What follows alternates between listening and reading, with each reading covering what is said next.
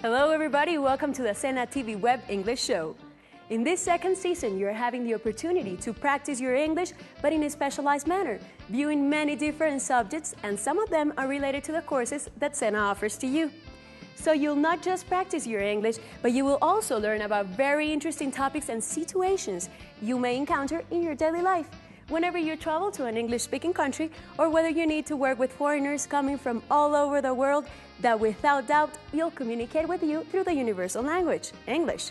Today's subject is about the design industry and some of its different careers. Hi everyone and welcome to our English tip for today. This lesson is part of the National Learning Service SENA bilingual programs, and it is made just for you. Today you'll learn some terms about the design industry, which is a big one.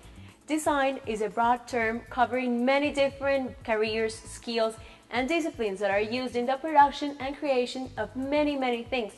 For example, you can divide the branches of design into industrial design, which is in Spanish diseño industrial, graphic design is diseño gráfico, web design is diseño web, interior design is diseño de interiores, fashion design is diseño de modas, animation and digital art is animación audiovisual y arte digital. Production design is diseño de producción, that is used in movies and films. Scenography design is diseño de escenografía. In this industry, you must be very creative and have a lot of imagination in order to succeed. Right, Philip? For example, this scenario that you're watching right now was created by Philip. He's very creative and he loves everything related to art. Stay tuned to TV Web SENA so you can learn more English. Bye-bye everyone, and thank you, Philip. This scenario is awesome.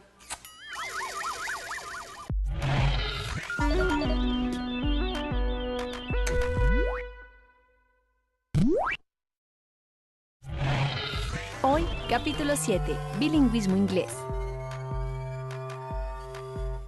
Do you know how you can turn a local neighborhood bakery into an elegant high-end cafe? Well, Lorena Ramos Rad, an interior designer specialized in commercial spaces or retail design, will show you how to visually transform these places. Let's see her recommendations and how she puts a touch of magic in everything she designs.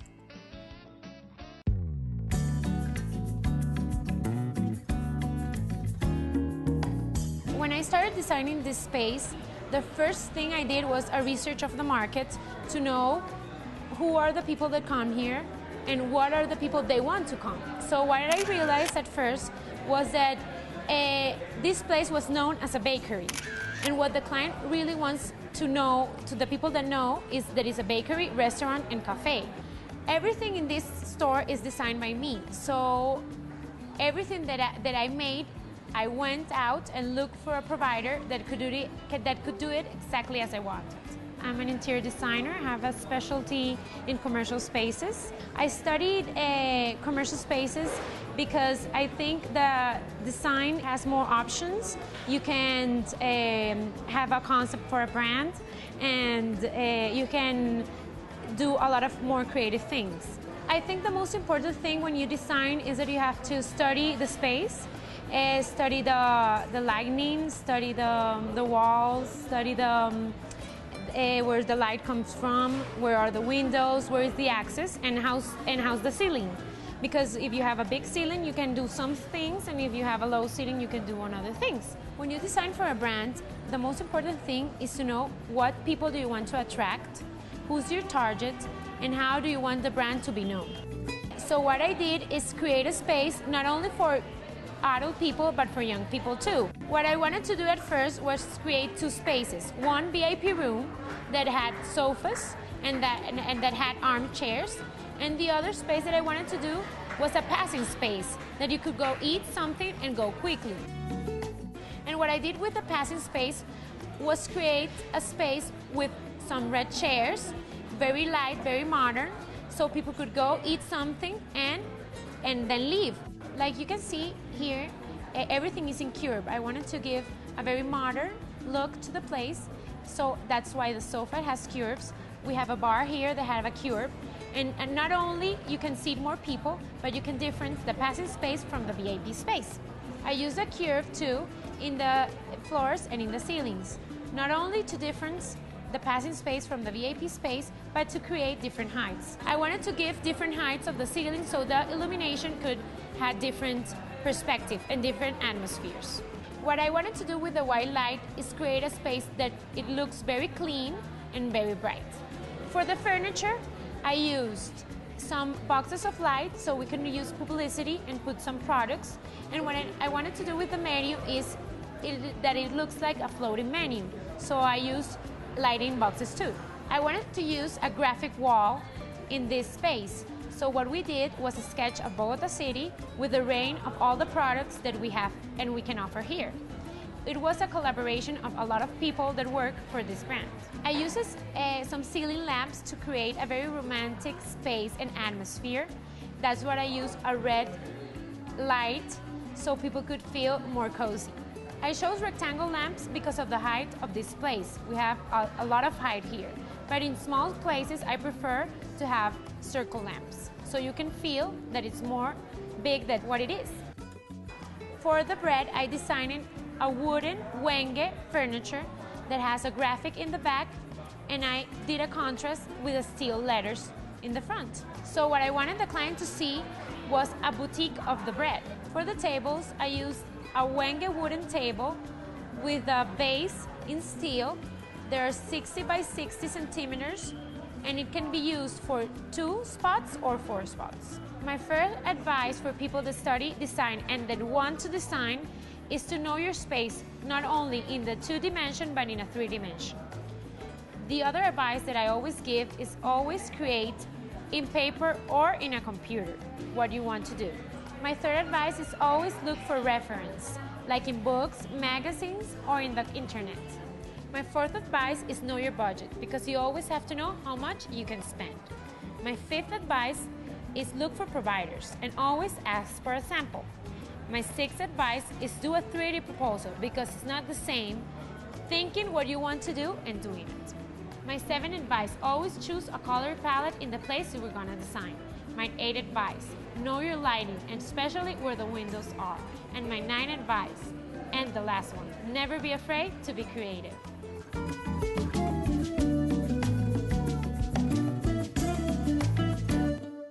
We'll be right back after this short break with more English, specialized in design, and with 2 graphic designers who won a prize worldwide. Do you want to know who they are? Stay tuned. This is SENA TV Web in English. Do you know what does retail design mean? Estás viendo Bilingüismo Inglés, capítulo 7. Do you know what does retail design mean? Retail design. Retail design is an interior design of commercial places where goods are sold to the public. Retail design aims to make these commercial spaces more appealing and inviting to customers. It may also include product placement and packaging. Retail design can take in store frontage, lighting, furniture, point-of-sale displays, merchandises, and signage. Retail design significa diseño comercial. For example, retail design works on the premises that if customers find a commercial space appealing, they will want to spend time there and therefore buy products. Christian Strader and Pablo Barreto are 2 graphic designers of a very popular Colombian magazine for young people. They took a risk and ventured to break the mold with a chaotic graphic design about the end of the world in an issue that won a prize worldwide from the Society of News Design in the United States. Let's see why their style and graphic proposal stood out among the rest.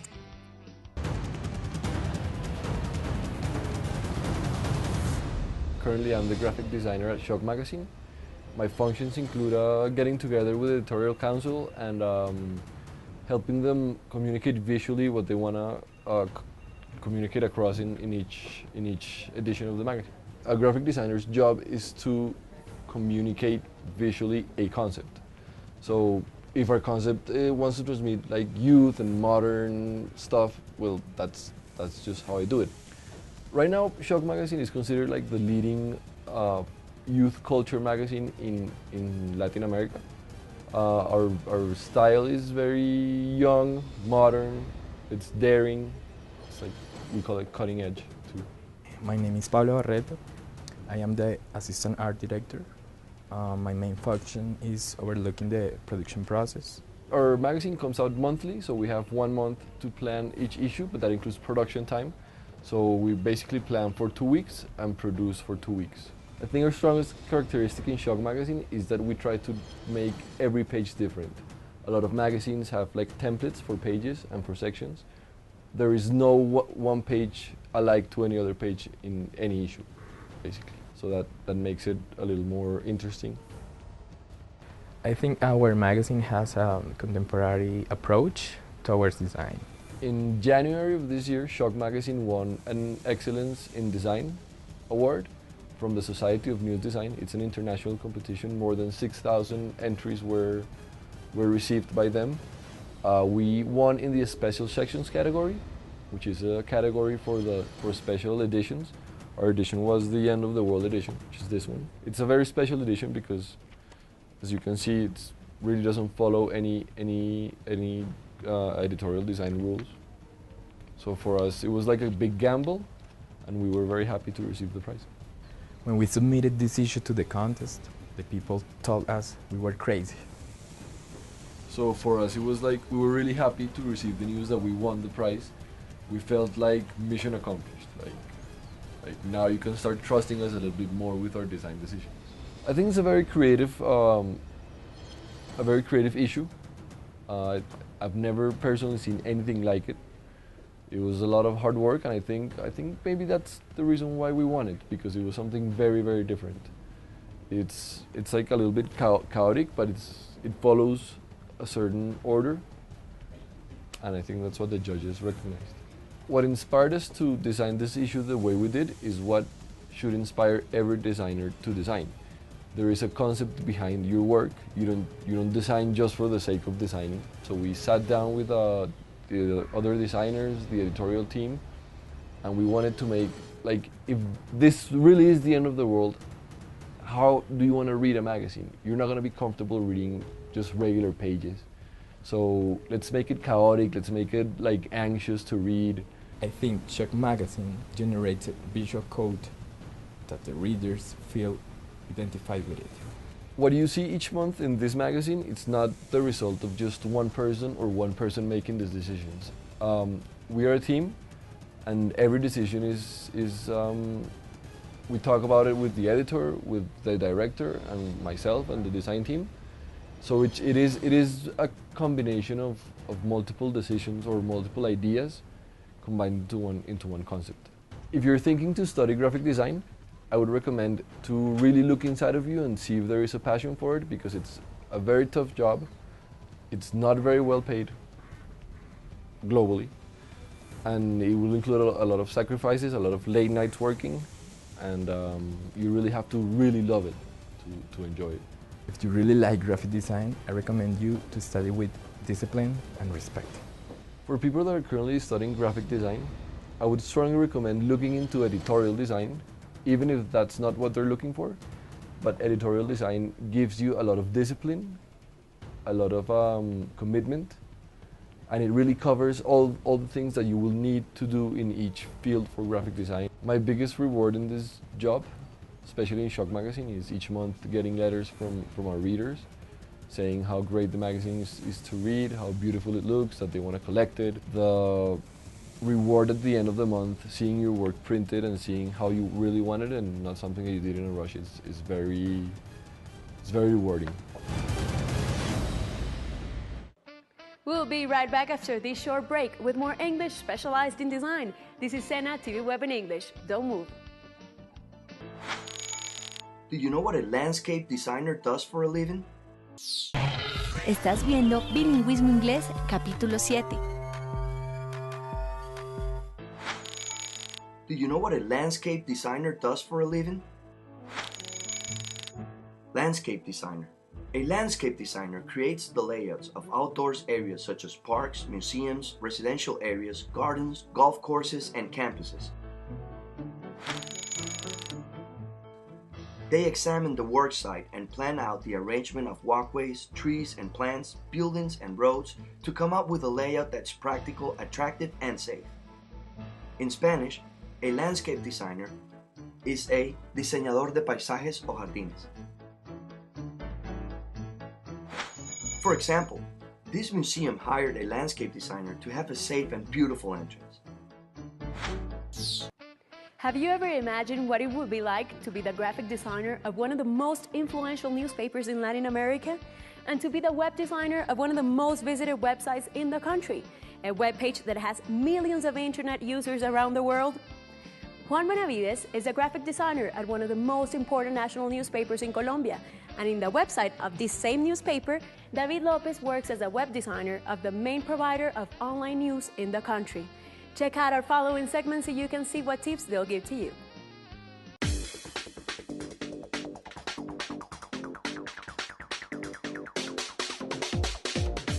What a newspaper designers do is to make the pages. We create the pages. We handle 4 big sections. We have must know, must read, must do, and classifieds.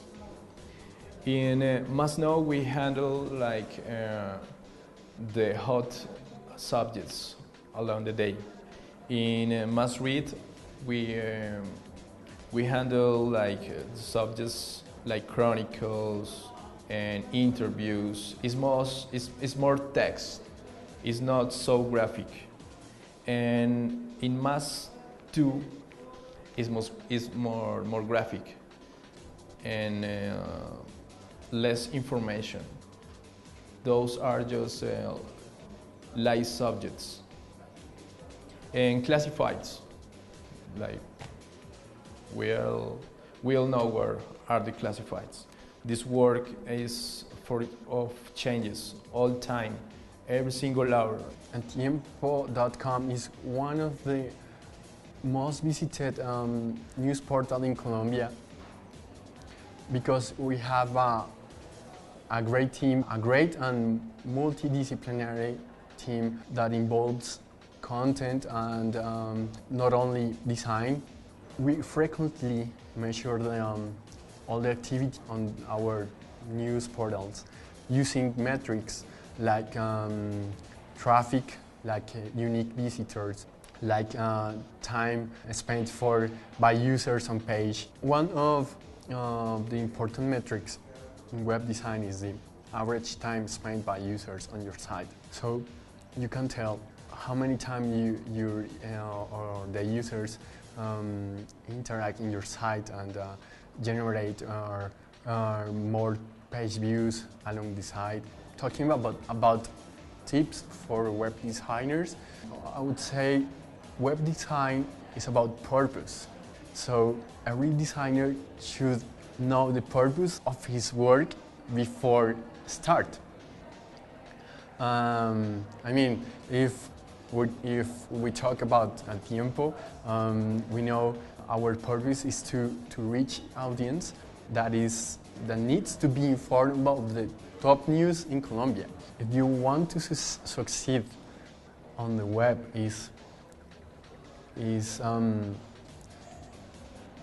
have to identify the emerging technologies that people use. Your website needs to be accessible at any time or from any device. One of the fun things on the web is rules. There are no rules. Rules are changing every day. So with emerging technologies, new ways for people to be in touch with reality comes. It's relevant for enterprises to be present on these new digital technologies, so they can reach their audience.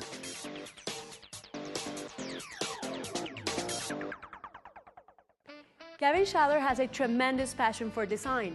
He's in charge of his family's company's quarters in Bogota, which is specialized in giving their customers a perfect balance, combining design with technology.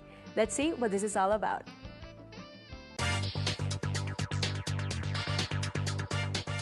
We try to be pioneers in giving people a better lifestyle. So it's not about if you're more modern or if you're more contemporary, if you like more of the classic look. We respect the individual, the customer, and what they like, but we try to give them the new technology, the quality of the products, and we give them more to choose from than anybody else. We're a complete service firm. We're probably the most complete regarding supply. Anything from the floor to lighting, to security, to window treatments, to furniture, anything that goes inside four walls. Schaller characterizes itself by having a very modern and contemporary design, but we also like to give warmth or a feeling of home to all the places we design. We like to use a lot of wood. We also like to use plants when we can, and we also make it very, let's say, the place very comfortable with the lighting solutions that we use.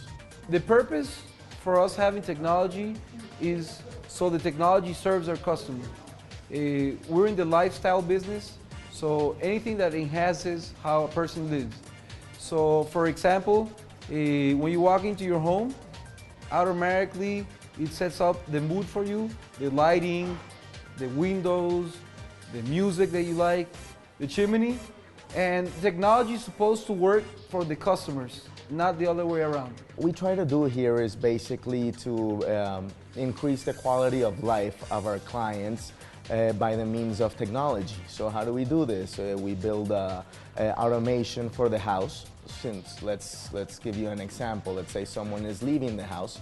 All they have to do is press one little red button at the end of the house at the door, and the whole house will come off. We basically focus on audio, home automation, video, and also networking, which is very important, all that network in the house. We also do audio and video distribution, so you can see different videos in different parts of your house, and it can all be wireless from one same source. With your iPhone or your iPad, or any similar, even an Android platform, you can control any scenario, from the lighting scenarios to the chimney, to the type of music, to pretty much anything that's electronic in your home. More user-friendly for the consumer. We have automated kitchens that you touch and the doors open, so you're not touching the kitchen with your dirty hands. You can open the pots and pans a lot easier. So you can actually have a cinema screen where you go into a room and you will only see the screen. You will hear incredible sound, but you will never see a speaker because the speakers are behind the screen. Sometimes there's people who want to have a cinema in their house, but they can't because of the space, so we combine it with the living room. So what we do is that we make a motorized screen that goes up in the roof, motorized speakers and a motorized projector lift, so that clients, so that their guests won't see anything in the living room, and you just push one button and everything comes down. We try to do a lot of experimentation with technology. We tape the whole process. We do 360s of our projects before, after, and during the project, so you can actually have the possibility to understand why we moved a wall from one way to another, or why there's a specific electronic gadget in one place. There's a lot of different perspectives that you can look at as a designer.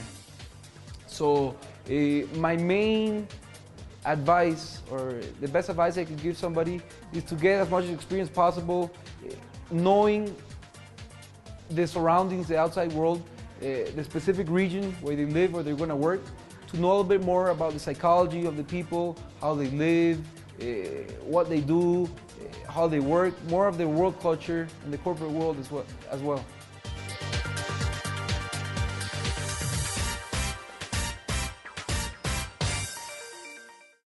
Well, my friends, that's all for today. We have reached the end of our show, and we hope that you will continue to join us on this journey through the English language in each one of our different subjects. Remember, this is SENA TV Web in English. See you soon, and have a nice day. Bye-bye.